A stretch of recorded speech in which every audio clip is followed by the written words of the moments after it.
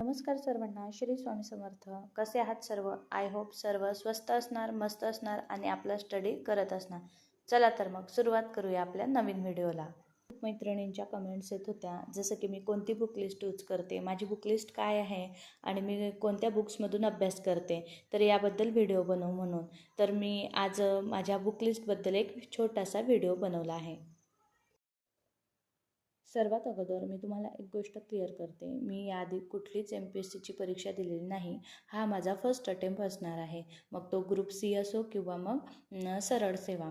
तर ही जी काही book list आहे ती मी यूट्यूबवरती सर्च करून किंवा मग काही व्हिडिओज वगैरे बघून कोणते बुक्स बेस्ट असतात आणि त्यानंतर मग आपण कुठल्या पद्धतीने अभ्यास केला पाहिजे, या सर्व ॲनालिसिसवरून मग मी ही जी काही माझी बुक लिस्ट आहे ती तयार केली आहे आणि आज मी ती तुमच्यासोबत शेअर करत आहे.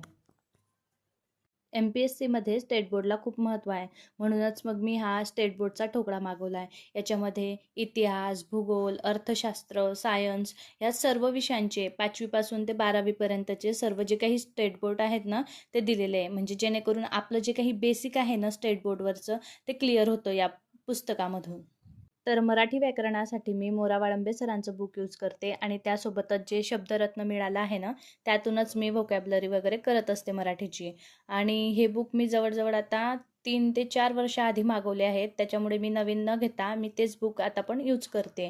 आणि त्यासोबत मग मी शाश्वतचे 0 एरर म्हणून मराठी प्रश्नसंच जे आहे ना PYQचं ते यूज करते. म्हणजे मी एखादा टॉपिक वाचला ना मग त्यानंतर लगेच त्या टॉपिकवरचे जे काही PYQ क्वेश्चन आहेत ना ते शाश्वत मराठी यांच्या बुकमधून मी सॉल्व करत असते.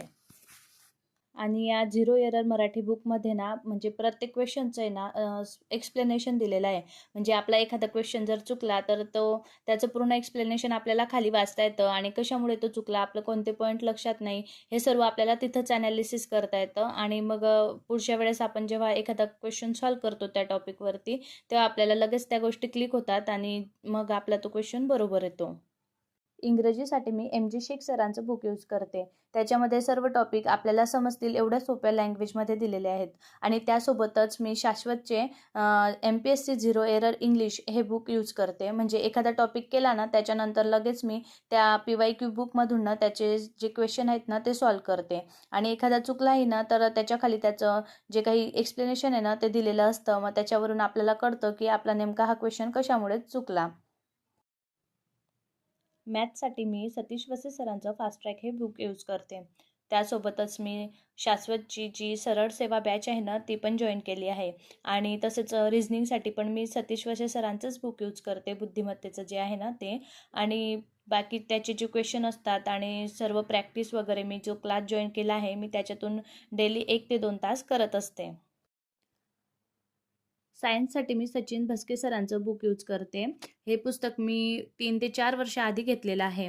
यामध्ये 5वीपासून ते 10वीपर्यंतचे सर्व जे काही नोट्स आहेत ना स्टेट बोर्डचे ते सर्व दिले आहेत. आणि या पुस्तकाची जी काही थेअरी आहे ना ते एकदम सोप्या भाषेमध्ये आहे. म्हणजे आपल्याला एकाच रीडिंगमध्ये बऱ्यापैकी जे काही टॉपिक असतात ना ते क्लिअर होतात आणि आपल्याला लवकर कळतं पण. तर हे पुस्तक मी यूज करते. यानंतर येतो तो भूगोल. तर भूगोलासाठी मी निराली पब्लिकेशनचं सौदी सरांचं बुक यूज करते. तर माझ्याजवळ भूगोल व पर्यावरण हे बुक आहे. याच्यामध्ये भारत, जग आणि महाराष्ट्र यांचं सर्वांचं एकत्रित सिलॅबस दिलं आहे. खरं सांगायचं तर हे बुक खरंच खूप छान आहे, पण याच्यामध्ये खूप जास्त सिलॅबस दिलेला आहे. आपल्याला परीक्षेमध्ये जेवढा सिलॅबस आहे आपण तेवढे सिलेक्टिव्ह टॉपिक जर केले तर खरंच खूप छान बुक आहे हे. आणि याच्या थेअरीनंतर आपल्याला काही क्वेश्चन पण दिलेले आहेत प्रॅक्टिस म्हणून, तर तेही आपण मग एखादा टॉपिक झाल्यानंतर आपण लगेच ते सॉल्व करू शकतो. इतिहासासाठी मी समाधान महाजन सरांचं आधुनिक भारताचा इतिहास हे पुस्तक वापरते. हे पुस्तक स्पर्धा परीक्षांसाठी खूप उपयुक्त मानलं जातं आणि बऱ्याच विद्यार्थ्यांकडून हे पुस्तक सजेस्ट केलं जातं. त्यामुळे मी हेच पुस्तक घेतलं आहे.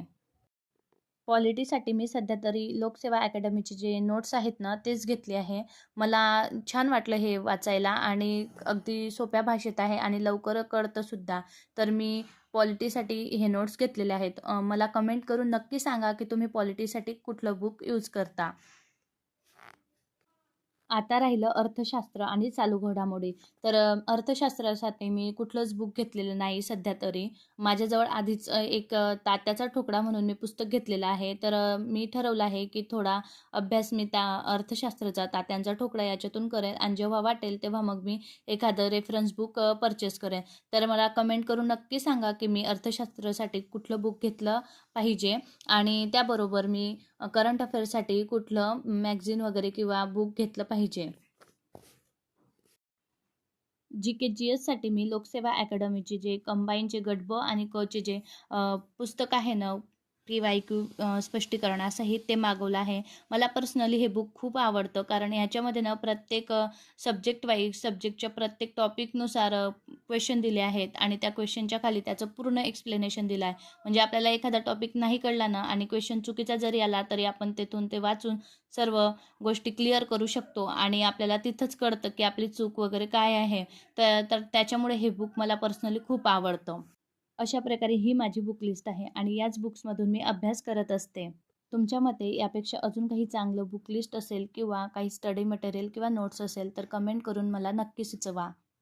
आपण एकमेकांना मदत करत आणि योग्य मार्गदर्शन शेअर करत आपल्या स्पर्धा परीक्षेचं स्वप्न पूर्ण करूया. चला तर मग इथेच थांबूया. पुन्हा भेटूया नवीन स्टडी ब्लॉगमध्ये. तोपर्यंत अभ्यास करत राहा, स्वतःवर विश्वास ठेवा आणि आपलं स्वप्न पूर्ण करण्यासाठी मेहनत घेत राहा. Thank you.